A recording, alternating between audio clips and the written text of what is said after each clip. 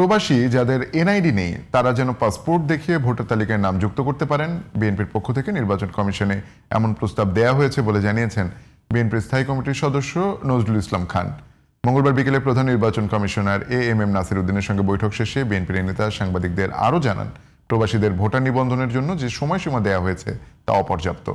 বিএনপির পক্ষ থেকে অনুরোধ করা হয়েছে যেসব দেশে প্রবাসী বাংলাদেশি বেশি সেসব দেশে ভোটার নিবন্ধনের সময় বৃদ্ধি করার।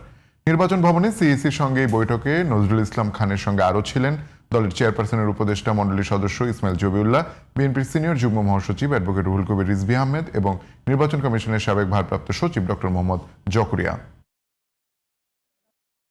আমরা তাদেরকে অনুরোধ করেছি যে যেসব দেশে প্রবাসী বাংলাদেশিদের সংখ্যা বেশি, যেখানে যোগাযোগ ব্যবস্থা বা যাতায়াত ব্যবস্থা সমস্যা আছে, যেখানে তাদের নিবন্ধিত হওয়ার সুযোগ কঠিন, সেই সব জায়গায় নিবন্ধনের সময় বাড়ানোর জন্য আমরা আমাদের দলের পক্ষ থেকে অনুরোধ করেছি, যাতে সর্বোচ্চ সংখ্যক বাংলাদেশিরা ভোটার হতে পারেন এবং নির্বাচনী প্রক্রিয়ায় অংশগ্রহণ করতে পারেন।